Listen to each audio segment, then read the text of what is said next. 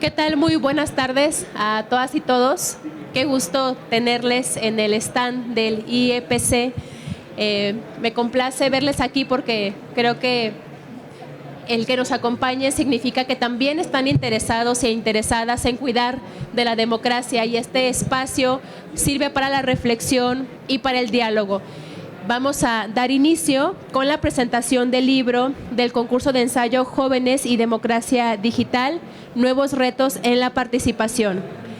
Como parte de sus proyectos estratégicos, el Instituto Electoral y de Participación Ciudadana del Estado de Jalisco impulsa acciones que trascienden los procesos electorales, fomentando una ciudadanía activa y reflexiva en todo momento.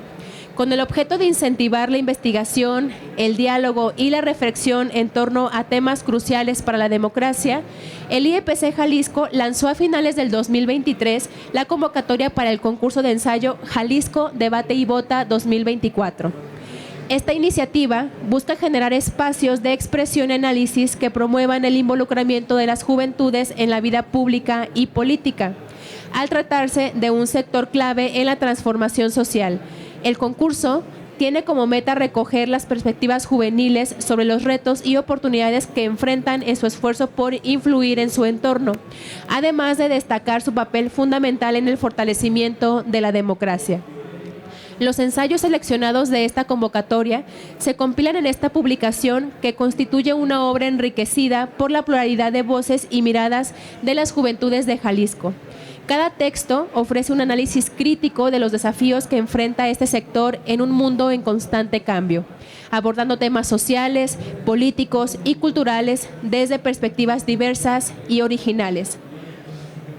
Vamos a dar inicio con la presentación de este libro novedoso, con ensayos, como ya lo mencioné, de juventudes jaliscienses con una visión joven que nos explican de maneras distintas, desde visiones distintas, cómo es que las y los jóvenes ven y viven la democracia. Y para ello, pues tenemos a dos grandes presentadores. Tenemos a María y a Marco, que nos estarán compartiendo desde su visión qué opinan sobre el libro, por qué razón debemos de revisarlo, de leerlo, de analizarlo y, ¿por qué no?, de discutir sobre ellos. Dijimos tu nombre, ¿verdad? Macarita. Bien, voy a permitirme leer una breve síntesis curricular sobre él y ella antes de cederle el uso de la voz. En primer término, les presento a Macarita Elizondo. Ella es exconsejera de el IFE, es doctora y maestra en Derecho por la UNAM. Ha sido docente y miembro de diversos colegios e institutos. Ha participado en foros y seminarios jurídicos a nivel nacional e internacional sobre el análisis de temas constitucionales, electorales, procesales y jurisprudenciales, además de haber ocupado importantes cargos como miembro fundador del Tribunal de lo Contencioso Electoral Federal, magistrada del Tribunal Electoral del Poder Judicial de la Federación y consejera electoral del IFE. Me voy a permitir también presentarles a Marco Arellano Toledo. Él es politólogo y profesor de Ciencias Políticas por la UNAM, con un diplomado en análisis coyuntural de lo político. Ha sido investigador y consultor en el Instituto Brasileño de Opinión Pública y Estadística para los procesos electorales del 2006 y el 2009, que midió la influencia mediática de los ciudadanos durante las elecciones. Fue consejero electoral distrital en el IFE y se desempeñó como director de difusión y campañas institucionales en el INE. Actualmente se desempeña como profesor del Centro de Estudios Políticos de la Facultad de Ciencias Políticas y Sociales de la UNAM. Y para no robarme el micrófono y que nos expongan las ideas que tienen sobre este libro, le voy a ceder el uso de la voz en primer término, si me lo permiten, a Macarita, para que nos dé sus reflexiones y nos diga por qué es indispensable que todas y todos leamos este libro. Adelante, Macarita. Gracias, muchas gracias, Claudia. Agradezco a todos los consejeros del instituto esta oportunidad de coincidir en tiempo y espacio con todos ustedes, a quienes nos acompañan, a quienes nos escuchan y los que no nos escuchan, porque de tanta algarabía espero escucharme yo también. Entonces, gracias por su presencia. Eduardo, gracias porque tú fuiste el artífice de este encuentro con el instituto y te lo agradezco infinitamente. Déjenme decirles algo. Además de agradecer además de agradecer que se encuentran entre nosotros grandes amigas, amigos, Tamaris, Eric. Creo que va a ser más fácil si lo toma con su mano para que esté más ¿Sí? así. ¿Así? Es mejor, por la grabación. Bueno, efectivamente este libro que ustedes están viendo está editado por el Instituto Electoral Jóvenes y Democracia Digital. Es el resultado de una convocatoria que hizo de un concurso de ensayo aquí en el estado denominado Debate y Vota 2024. Y fueron 3 ganadores, primero, segundo, tercer lugar, y 2 menciones honoríficas. No creo que se encuentre entre nosotros, pero cómo me hubiera encantado conocer a la autora del primer premio, Paulina Gamboa Tamayo. La verdad, considero que está muy atinada la premiación, por lo que yo voy a decir más adelante. Esta convocatoria estuvo abierta a investigadores, a docentes, a estudiantes, y veo la juventud plasmada en estas líneas. Déjenme referirles con lo que estoy de acuerdo y con lo que no estoy de acuerdo. Coincido con Paulina Gamboa en que ella evoca que esa falta de participación política es porque los jóvenes no se sienten identificados con la clase política. Ellos consideran que no les representa. Pero ¿por qué llega a esa conclusión? Lo interesante de estos, dijéramos, 5 artículos. El primer artículo habla de los jóvenes millennials. El segundo artículo está enfocado a la generación Z, que va del 2000 al 2018. Y el tercer premio alude a la generación 2.0 y generación 3.0, porque está más enfocada a las cuestiones de tecnología. Fíjense ustedes, coincido con Paulina en lo que ella refiere que, si bien es cierto, los jóvenes han renunciado al voto, lo han hecho porque quienes tienen la palabra en los discursos políticos no han llegado a tocar su sensibilidad, su corazón, su sentido de pertenencia a ese grupo. ¿Y por qué? Porque refiere que, obviamente, ella refiere que hace falta un análisis profundo de las motivaciones de los jóvenes para encajar en la política.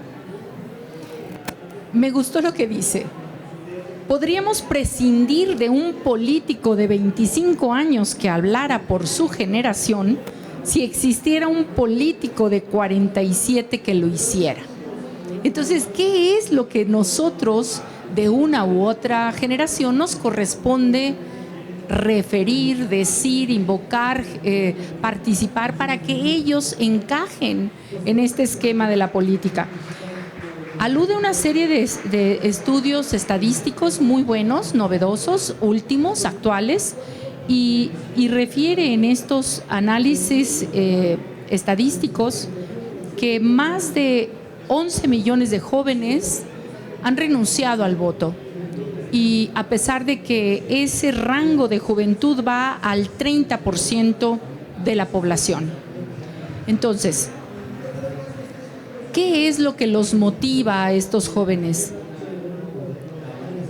¿Cuáles son esos desafíos que ellos tienen y que ellos les gustaría escuchar?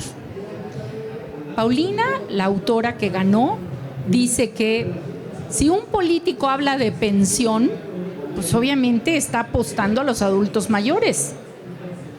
Si un político o un partido político habla de inversión extranjera, obviamente está apostando por los empresarios. Entonces, ¿de qué hay que hablar? Ya sea un joven político de 25 o un experimentado político de 47. Conste que dije experimentado y no dije viejo, por lo que más adelante voy a referir. Ella dice, si se habla de educación, si se habla de medio ambiente, se encaja con los jóvenes. Pero déjenme decirles una cosa. Justo dando una vuelta por la FIL, aprecié un libro de Oppenheimer que alude al trabajo del futuro. Y en esto que decía la consejera Claudia, de que estamos viviendo un mundo de cambio constante, pues Oppenheimer dice que el mundo del futuro, lo importante no es lo que sabemos, sino lo que podemos hacer con lo que sabemos. Y que la fuente más importante del trabajo futuro va a ser la automotivación.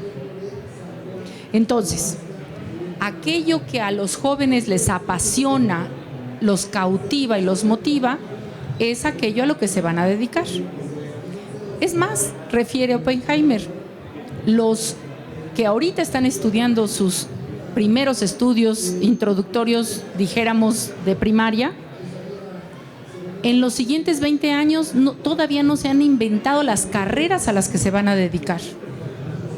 Porque curiosamente la automatización y la inteligencia artificial está desplazando muchas de las cuestiones de manufactura y de trabajo que hoy nos dedicamos. Las 4 competencias claves al futuro: comunicación, creatividad, pensamiento crítico y colaborativo. La ola del futuro está, por lo que van a apostar, la biotecnología, la computación cuántica, la industria de la ciberseguridad, la realidad virtual y la realidad aumentada, la exploración espacial. No, bueno, ¿ustedes creen que va a haber políticos que va a hablar de eso? Pues deberían de empezar a hablar de eso para cautivar a esos más de 11 millones de habitantes que están diciendo no me representan los políticos. Y déjenme decirles cuáles son los escenarios del futuro según estos futuristas, y entre ellos está el politólogo y pensador y periodista Oppenheimer. Y dice: diseñadores de página web, programadores de software, diseñadores gráficos, administradores de blog, editoriales de textos, traductores, transcriptores y secretariales virtuales, especialistas en leer y responder emails, administrador de redes sociales, monitorear y calificar contenidos de videos, fiscalizadores de contenidos, policías digitales. Eso es lo que se viene.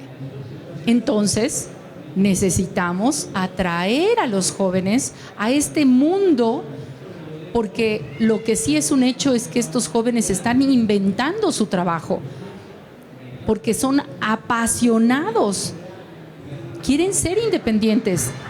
Es más, les voy a ser sincera, asesorando a una empresa, me decía: oye, es que yo capacito a los jóvenes y en menos de un año, por más que invierta en su capacitación, ya dejaron el trabajo aunque les paguen menos. Hazme una cláusula en el contrato laboral que los obligue a seguir trabajando. Le digo, no puedo. ¿Por qué? Porque ellos son libres, ellos buscan esa libertad, esa independencia, aunque les paguen menos, porque están obligados, ya buscan trabajar menos. ¿Y por qué? Es más, hay quienes dicen que ya hasta los robots, hay que cobrar impuestos por los robots. Si han sustituido mano de obra, se cobran impuestos por los robots. Está interesante. Déjenme decirles que todo esto viene en este libro, son artículos muy interesantes. Eso me hizo recordar en el 2011, cuando yo hice un artículo que lo denominé El perfil del joven votante, 2011. Y le pregunté a un gran procesalista, que igual y algunos de ustedes ubican, Arellano García. El doctor Carlos Arellano García. Fue un viernes, desayunamos varios profesores universitarios, él era uno de los grandes maestros, y le pregunté: oiga, doctor Arellano, ¿qué piensa usted del joven votante de hoy?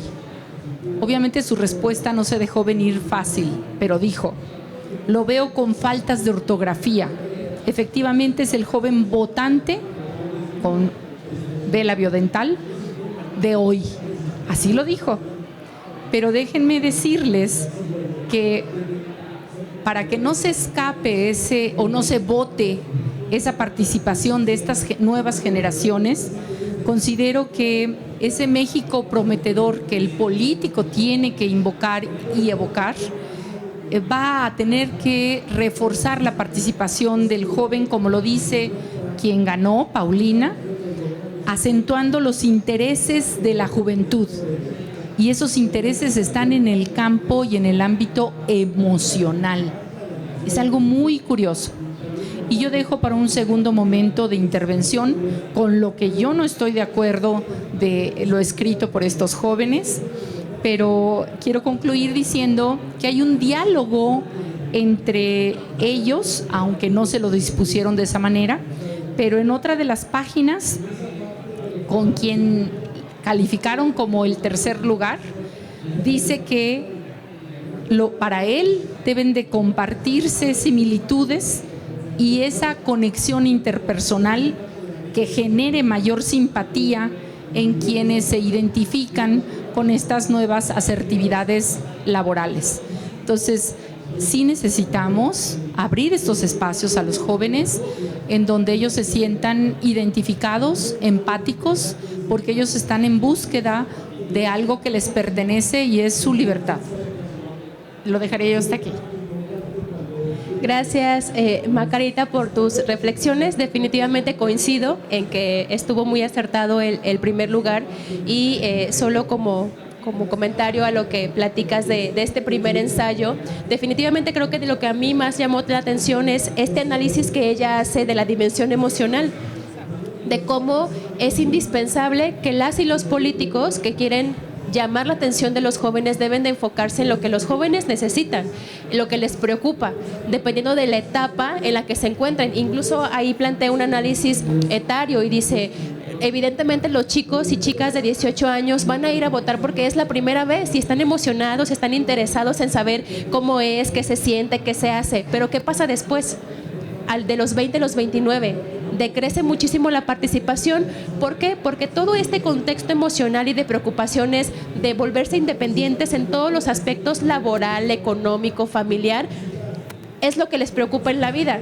Y si un político o una política no se acerca y no les habla sobre cómo van a solucionar esas preocupaciones reales que tienen las personas jóvenes, pues entonces no se van a sentir identificados. Y si no se sienten identificados, no sienten pertenencia. Y si no tienen pertenencia, entonces deciden renunciar a ese derecho y a esa responsabilidad tan enorme que es el ir a votar todos los procesos electorales en las urnas. Y bien, pues entonces cedo el uso de la voz ahora a Marco Arellano para que también desde otra visión nos platique las razones por las que es indispensable que todas y todos leamos este libro. Adelante, Marco, por favor. Gracias, José.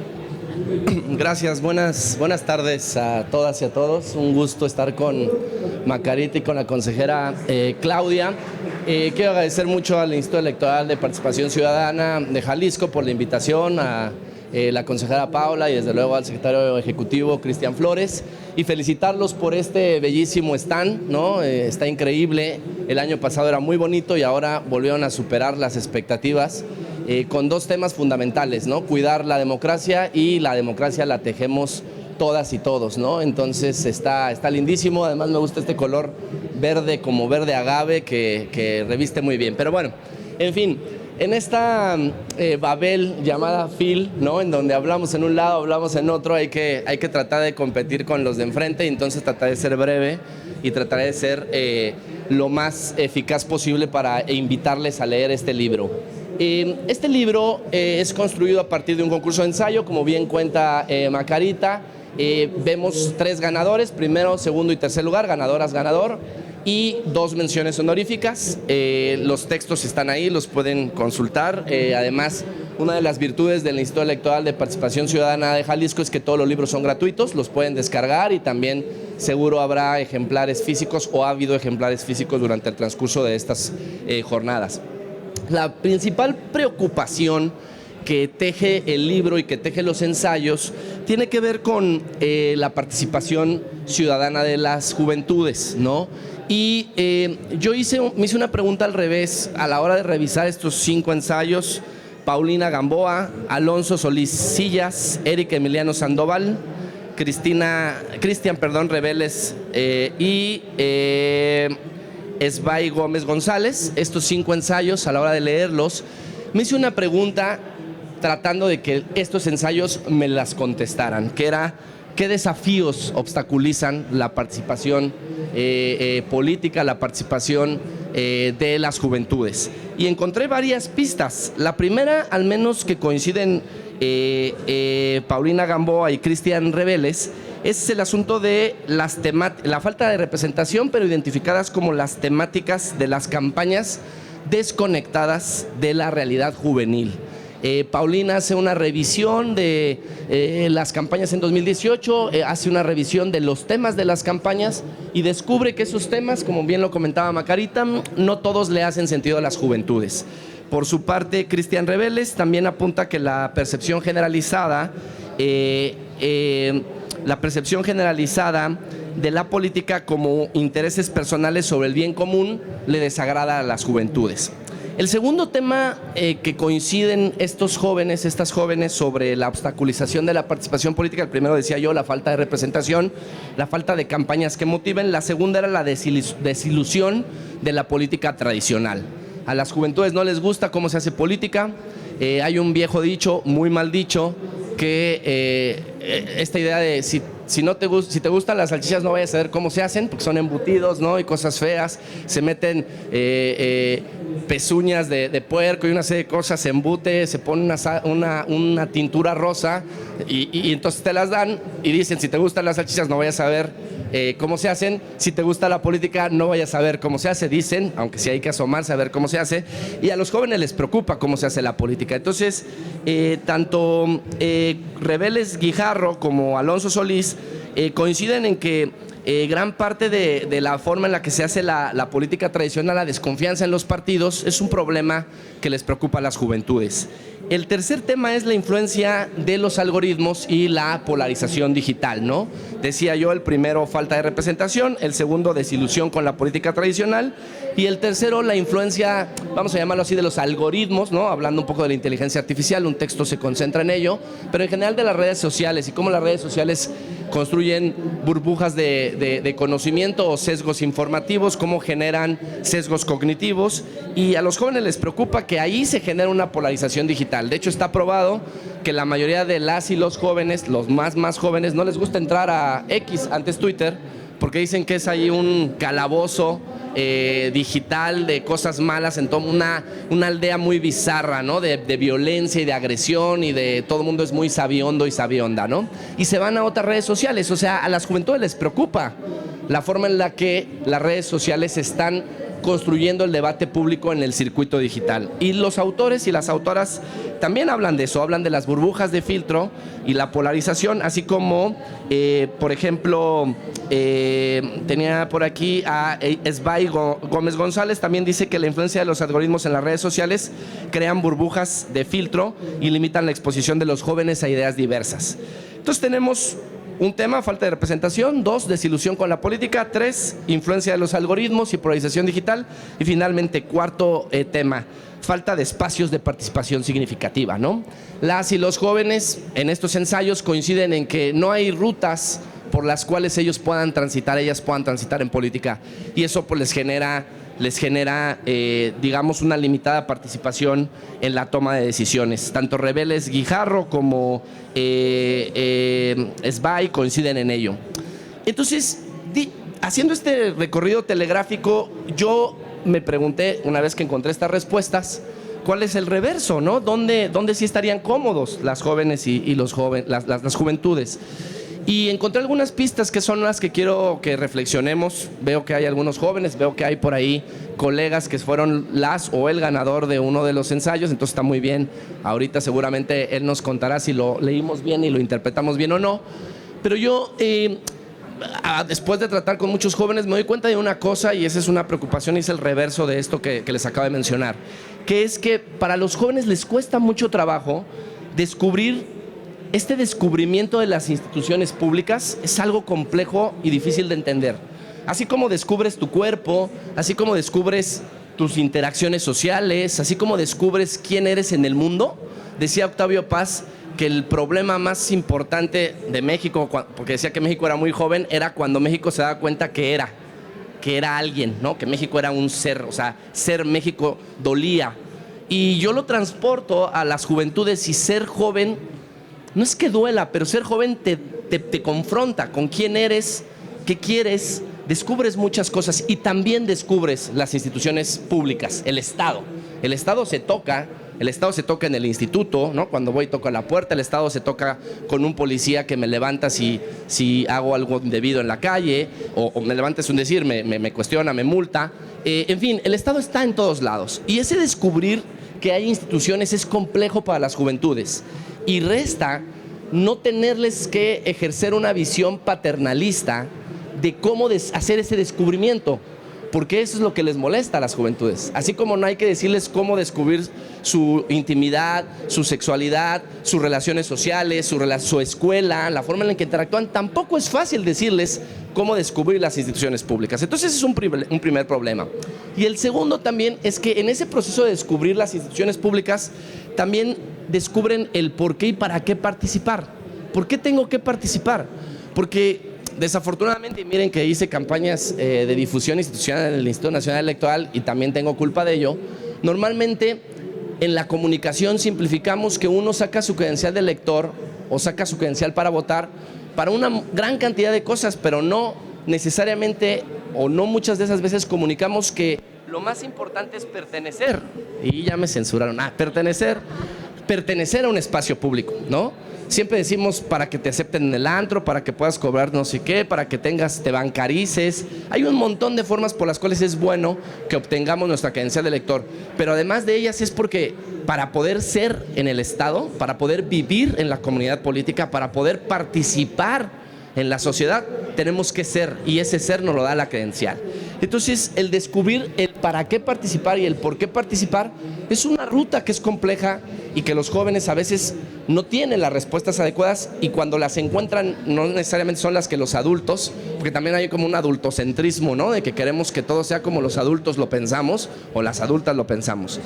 La tercera cosa, ya prometo ser más breve, la tercera cosa que me puse a reflexionar sobre qué le pasa a los jóvenes es por qué llegó la democracia a México, ¿no? Hoy vemos que aquí dice hay que cuidar la democracia, hay que tejer la democracia, abrimos los periódicos y decimos que la democracia está asediada, abrimos los periódicos internacionales y decimos que hay una desafección democrática, que hay una crisis de la democracia y que hay que cuidarla y que la cuidamos entre todas y todos. Pero para las juventudes tampoco es claro por qué llegó la democracia a México y qué pasaba antes cuando no había democracia, porque no les tocó vivir. Algunos de los ensayos lo dicen. El segundo ensayo del colega Alonso Solís, si no mal recuerdo, lo dice. Está hablando en primera persona él y dice, bueno, yo descubrí que había un interés de mis padres por la elección de Fox, que si iba a ganar, que si votaban el voto útil o no, y yo empecé a darme cuenta, dice este colega, que ahí había algo, pero que antes no existían esas elecciones, o que no existían como ahora mis padres las estaban tratando de entender. Entonces, ¿por qué llegó la democracia y para qué llegó la democracia? Es importante. Y es importante decir cómo las cosas llegaron a ser lo que son para poderla defender, para poder tejer democracia, ¿no? Y la cuarta cosa, y con eso cierro, diría, ¿qué pasaba antes de que no hubiera democracia en este país? Porque estamos muy cerca de regresar, de tener una regresión a muchas de las cosas. Es una apreciación personal, desde luego, no es una posición institucional, es una apreciación de un profesor, un doctor en ciencia política que doy clases en la facultad. Pero esta regresión a la democracia, regresión autoritaria, ¿no? Hay un contexto que nos está explicando el qué falló de la democracia. La democracia sobrevendió muchas expectativas. Dijimos que con democracia iba a haber igualdad, que con democracia iba a haber seguridad, que con democracia iba a haber todas las cosas fantásticas. Llegó la democracia, hubo procesos electorales de manera ordenada, y gracias a muchas consejeros que realizaron una labor fundamental. No me censuren, ya me voy a callar. Ahí está, ya. Gracias, consejera. Gracias a muchas consejeras y consejeros que desarrollaron una labor fundamental en 30, 35 años, pudimos tener elecciones, pero antes no las había. ¿Qué pasaba antes? Bueno, antes había una concentración del poder y había una forma discrecional de elegir el poder y de elegir a nuestros representantes.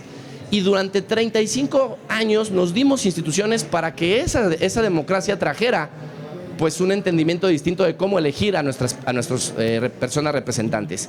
Y esto es fundamental porque de repente a las juventudes les preguntamos o les tratamos de decir, usted tiene que sacar su credencial, y de entrada les digo de usted y ya todo está mal, ¿verdad? Pero usted tiene que sacar su credencial, usted tiene que votar, usted tiene que hacer, no funciona así. Hay que tratar de hacer una pedagogía, una alfabetización en circuito digital de muchas de las cosas que las juventudes se están preguntando y que hoy están acechadas y que no les decimos o no logramos explicarles. ¿Es responsabilidad de quién? De los profesores, de los entornos familiares, de las instituciones como el IEPC. Veo que hay flamantes personas que se están sumando a la causa de la difusión institucional, pero también de la educación cívica, de la cultura cívica y de cómo llevarla a las juventudes. Bueno, hay que entrarle. Y creo que este ensayo nos da un diagnóstico, y con eso cierro, preciso de qué están sintiendo esas juventudes, una fotografía exacta que está ahí y que la adultocracia y el adultocentrismo tendríamos que voltear a ver para empezar a discutir cómo regresamos con ellas y ellos y les damos respuestas. Muchas gracias. Muchas gracias, Marco.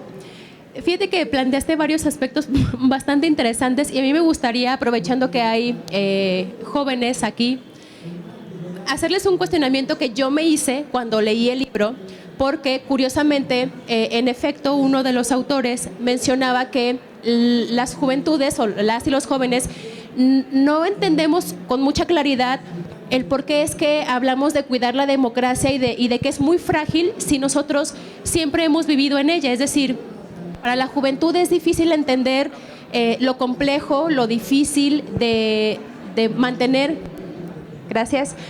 una democracia, porque en realidad nosotros no vivimos lo que los más adultos vivieron. Y plantea algunas situaciones o algunos fenómenos históricos interesantes donde dice, platiquemos con los más viejos, platiquemos con los adultos, que nos digan cómo es que era la vida antes, ¿no? Y plantea algunos fenómenos que se los voy a leer para ver si todas y todos los jóvenes que se encuentran aquí conocen históricamente esos hechos. Les voy a ser honesta, yo algunos de ellos no los conocía y tuve que irme a investigar porque dije, es cierto, en realidad no concebimos lo complejo de la democracia porque no vivimos esa situación. ¿Cuáles son esos fenómenos que se enlistan en uno de los ensayos? Habla del régimen hiperpresidencialista y monolítico de 70 años, la represión a los movimientos ferrocarrileros y médicos, las crisis económicas de los periodos de Echeverría y López Portillo, el fraude electoral del 88, la guerrilla en Chiapas y los magnicidios de Colosio y Ruiz Massieu, el error de diciembre del 94. Si se fijan, muchos de esos fenómenos históricos ocurrieron antes de que nosotros naciéramos, incluso antes de que yo naciera y ya no soy considerada joven, mucho menos de quienes como jóvenes se encuentran aquí. Entonces, aprovechando lo que comentaba Marco respecto de este análisis que hace del libro, les hago la invitación, primero, a que lean el libro y segundo, a que sí platiquemos con los más adultos y que conozcamos cómo es que se vivía cuando no había democracia y el por qué es tan importante que lo que ahora concebimos como tal, la cuidemos. Y pues voy a cederle ahora el uso de la voz de nueva cuenta a Macarita para que vayamos cerrando con sus últimas intervenciones. Adelante, Macarita.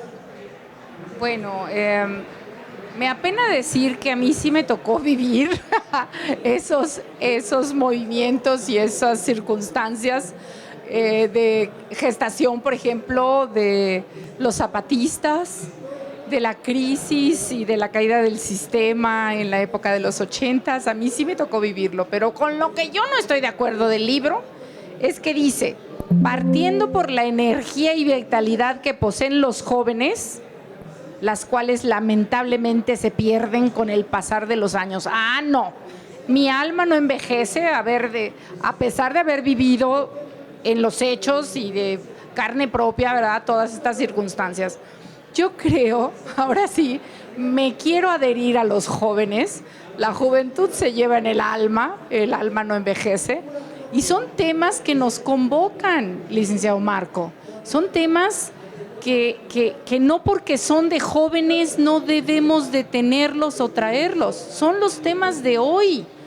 Perdón, la pandemia nos aplastó para entender que ya estamos metidos e inmersos en un esquema de inteligencia artificial que nos está avasallando y que los jóvenes que han nacido en este esquema son habilidosos en ello.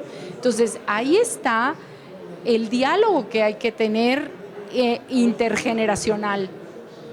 Yo veo a una juventud muy preocupada de su entorno, veo a una juventud verdaderamente comprometida con las energías limpias, comprometida con la anticorrupción, comprometida con esquemas de la naturaleza, que eso es lo que en un Estado democrático es urgente tener como prioridad. Yo quiero concluir que, si bien es cierto, estos hechos históricos que a nosotros, no, a algunas generaciones anteriores a los millennials, ¿no?, obviamente nos tocó vivirlas y entenderlas, yo no quisiera pensar en una regresión a un régimen autoritario. Me resisto a ello. Y creo que la mejor manera de encajar es entender que podemos todavía dar nuestras energías, ¿verdad?, para ir canalizando hacia nuevos horizontes lo que se nos viene de frente. El próximo año, junio, no nada más estamos invitando a los jóvenes a votar, se está invitando inclusive ya desde ahorita a participar, a que formen parte activa, integradora inclusive, de un sector importante que implica la administración de justicia. Créanme que he reflexionado sobre el particular y ha pasado por mi mente en un esquema de resistencia y reticencia a decir, no, yo no voy a ir a votar. Yo fui magistrada federal muchos años y si me hubieran dicho, ahora tiene que hacer campaña, pues yo hubiera dicho, no, pues muchas gracias. Pero créanme que es importante la participación. Es importante. Escuché inclusive a un alumno en la universidad y me dijo ese alumno, qué bien que se hacen estas cosas porque los jueces estaban anquilosados en su estadio. Eran jueces de más de 15, 20 años que no se les sustituía, que se les ratificaba y se quedaban inclusive hasta de por vida en su cargo. A los jóvenes de hoy, si estamos hablando de 15 o 20 años más adelante, pues ya no van a llegar a ser jueces jóvenes. Entonces yo me quedé pensando y dije, qué interesante postura. En fin, cada uno tiene una perspectiva. Escuchemos la perspectiva de los jóvenes, encajémonos desde un aspecto empático con ellos y tienen toda la razón. No se necesita un joven de 25 a venir a hablar de los temas de los jóvenes si habemos quienes el alma joven todavía la tenemos y queremos encajar empáticamente con lo que les interesa y es parte de la importancia de la vida. Y yo quiero felicitar al instituto por esta edición. Año con año tengo entendido que hacen estos ensayos. Ya estaremos expectando a lo siguiente. No sé, levanten la mano si de este ensayo están los autores. ¿Tu nombre cuál es? Pues te felicito, Eric. La verdad me gustó tu artículo. Tú hablas precisamente de aludes a la generación 2.0 y generación 3.0 y el auge de la web. Estás encajado en los temas de la juventud y de la política, ya te veré. Y la mente para mí es un gran imán y lo que desea, se obtiene. Estoy convencida de ello. Pues muchísimas gracias. Gracias, Macarita. Le voy a ceder el uso de la voz a Marco para que también nos dé sus reflexiones finales antes de pasar a ver si alguien tiene algún comentario, alguna pregunta, aprovechando que tenemos aquí a uno de los ensayistas que está en este libro. Adelante, Marco. Gracias. Muy breve, invitarles a leer el libro. Es un libro que contiene estos 5 ensayos energizantes. Lees a los jóvenes y pues está lindo, está padre descubrir sus voces que también están en construcción de conocimiento, que también están en construcción del entendimiento de lo político. Yo concluiría diciendo que vivir en democracia no solo es elecciones, ¿no? La democracia es más que elecciones. Y diría que la democracia es primero una forma para decidir, ¿no? Una forma para decidir quiénes nos gobiernan, quiénes nos representan. Democracia también es una forma de resolver diferencias. Resolvemos diferencias de qué comemos un día, de a qué lugar vamos, a un restaurante, iba a decir una discoteca, si iba a sonar mi edad, ¿verdad? Luego, a un antro, como dicen ahora las chicos, las chicas, y ponernos de acuerdo y decir, a ver, 3 decimos que a tal lugar y 2 a tal lugar, pues el que ganó 3, entonces vamos al primer lugar. Eso es vivir en democracia. Vivir en democracia también es controlar el poder, ¿no? Controlar que no solo una persona, no solo una institución, no solo un grupo, no solo alguien inamovible decida todo el tiempo todo. Y eso no solo lo imaginemos a nivel federal o a nivel presidencial. Puede pasar en una casa, en una familia, ¿no? En donde no se vive en democracia y una persona decide todo. Y eso no está bueno, hay que discutirlo. Democracia también es una forma de socializar, una forma de convivencia en donde hay respeto a la diferencia. La esencia de la democracia es el disenso. Hay muchas veces que decimos que la esencia de la democracia es el consenso, sí lo es, pero en realidad la esencia de la democracia es el disenso. No estoy de acuerdo, pero me puedo poner de acuerdo contigo a través de ¿qué? Pues de construcción de mayorías, de construcción de opiniones, de llegar a un diálogo. La democracia es diálogo, ¿no? La democracia es muchas más cosas que las elecciones, pero hay que cuidar el vivir en democracia o el vivir en clave democrática. Y para ello, yo invitaría a los jóvenes a 5 cosas para poder un poco disfrutar la democracia en esos sentidos y un poco jalarlos hacia la parte más política. La primera, acceso a la información, que se vuelvan... Hay mucha información, hoy pecamos de gula informativa, ¿no? Casualmente el estómago, que es un órgano poderosísimo, cuando le damos algo de comer y está en mal estado, de inmediato nos lo avisa con un vómito, un dolor de cabeza o tenemos que ir al baño. Pero el cerebro, que pareciera que es un órgano más sofisticado que el estómago, le damos una gran cantidad de información, de imágenes, de escroleo todos los días y ni con una neuralgia responde, ¿no? O sea, sigue consumiendo.